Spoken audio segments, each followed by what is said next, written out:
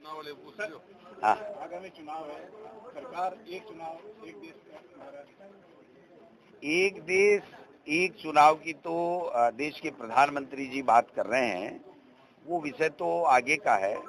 यहाँ पर राजस्थान में नई जो भारतीय जनता पार्टी की भजन लाल जी के नेतृत्व में सरकार बनी है, उन्होंने अपने बजट भाषण में ये कहलवाया है कि हम वन स्टेट वन इलेक्शन करेंगे।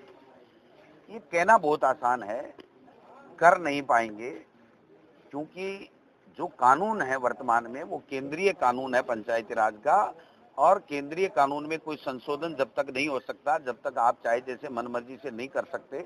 और राज्य में भी जो चुनाव है उसको आप पहले नहीं करा सकते, 6 महीने से ज्यादा रोक नहीं सकते।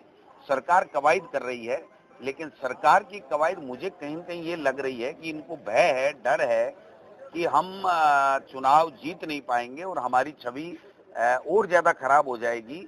तो मैं समझता हूं कि इसको लिंगर ऑन करके कहीं न कहीं अटका करके 12 महीने 1.5 साल पे प्रशासक लगा करके नगर पालिका, नगर परिषदें, नगर निगम और पंचायत राज के तमाम संस्थाओं के ऊपर ये एक तरीके से कब्जा करना चाहते हैं और उसको सरकार के इशारे से चलाना चाहते हैं।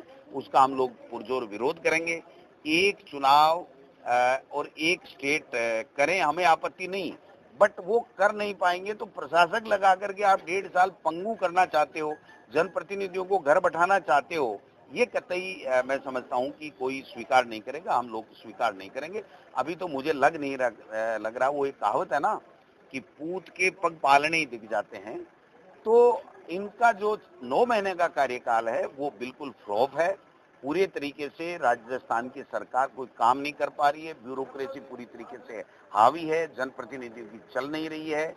एक मंत्री 2.5 महीने से इस्तीफा लिए घूम रहा है, पुपाड़ी बजा रहा है, और इनसे उसका फैसला नहीं हो रहा है, तो इससे ज्यादा शर्म की बात तो कोई हो नहीं सकती ना। एक एमएलए कह रहा है मेरा कोई काम नहीं हो रहा है, हम कहाँ जाएं, मंत्री मिलते नहीं हैं, तो इससे बड़ा दुर्भाग्य क्या हो सकता है। तो मैं समझता हूं कि ये जो सरकार है वो पूरी तरीके से दिल्ली से आई हुई पर्ची के आधार पे चलती है। इनका अपने विवेक से कोई काम नहीं कर पा रहे हैं और ब्यूरोक्रेसी पूरी तरीके से हावी है। आज आप बताइए कि पूरी गर्मी निकल गई और जो हमने पेयजल के कार्य हमारी सरकार के समय स्वीकृत कराए थे, टेंडर प्रक्रिया जारी हो गई थी, उसको रोक दिया गया। आज तक वो रोक नहीं हटाई। हमारी सड़कें लक्ष्मणगढ़ में जो स्वीकृत हो गए, कार्य चालू हो गए, उसको ये आदेश दे दिया गया कि जो सड़क जहां पर है वहीं उसको बंद कर दिया जाए, खड्डा बूर के बंद कर दो और सड़क आगे नहीं बनानी है। तो इससे बड़ा दुर्भाग्य क्या हो सकता है, इससे बड़ी फेलियर इस सरकार की क्या हो सकती है, मेरे समझ से परे है।